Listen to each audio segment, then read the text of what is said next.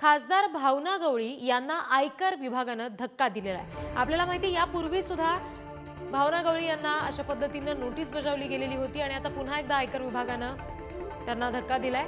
गवळींच्या संस्थेचं जे खाते आहे ते आयकर विभागाने सध्या गोठवलेलं आहे। महिला उत्कर्ष प्रतिष्ठानमध्ये गैरव्यवहार झाल्याचा ठपका ठेवला गेलेला आहे।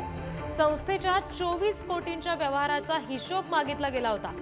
8.6 कोटींचा कर भरला नाही म्हणून आता खातं गोठवण्यात आलेलं आहे। भावना गवळी यांच्यासाठी मोठा धक्का।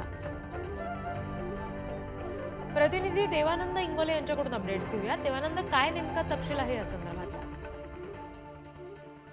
खासदार भावना गवळी यांना हा मोठा झटका आहे, कारण याआधी त्यांच्यावर ईडीची कारवाई झाली होती आणि त्यानंतर 29 डिसेंबरला त्यांना आयकर विभागाने सुद्धा नोटीस दिली होती आणि त्या संदर्भातलं म्हणणं त्यांना 5 तारखेला मांडायचं होतं। मात्र त्या स्वतः तिथे हजर राहिल्या नाही आणि त्यांनी आपला प्रतिनिधी पाठवला होता।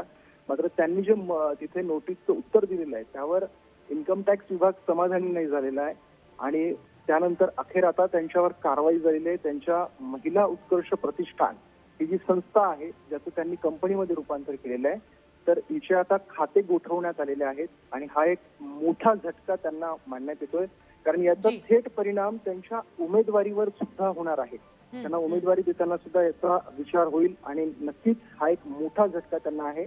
8.26 कोटी रुपये त्यांनी या संदर्भातले इन्कम टॅक्सचे बुडवलेले आहेत असं सांगण्यात आलेलं आहे। इन्कम टॅक्सने ते त्यांना भरण्यासाठी सांगितलं होतं।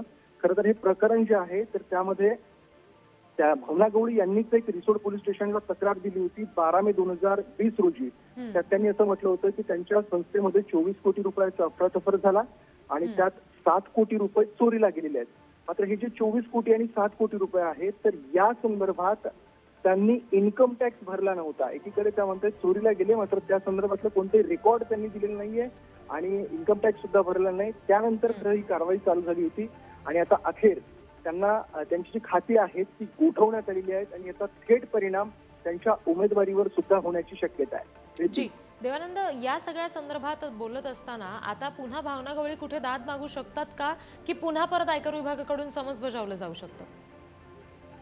नाही, दाद मागू शकतात त्या, निश्चितच त्यांना दाद मागण्याची मुभा असणार आहे। मात्र आता सध्या आता आपण बघतोय की लोकसभेच्या निवडणुका जवळ आलेल्या आहेत आणि त्या दृष्टिकोनातून त्यांनी आता 2024 ची तयारी सुद्धा चालू केलेली आहे। याआधी 5 वेळा सलग त्या निवडून आलेल्या आहेत। मात्र 2024 मध्ये याआधीच त्यांच्या उमेदवारीबाबत शंका उपस्थित केली जात होती। भाजप त्यांच्या मतदारसंघावरती दावा करत होतं आणि असं असताना आता हे नव्याने जी कारवाई होत आहे त्या संदर्भात कुठेतरी यामध्ये राजकीय सुद्धा दिसून येत आहे की त्यांची उमेदवारी या धोक्यात येईल का असा सुद्धा प्रश्न उपस्थित होतोय आणि म्हणून मग एकंदरीतच 24च्या निवडणुकीच्या दृष्टिकोनातून ही जी कारवाई झालेली आहे ती सुद्धा महत्वाची आहे।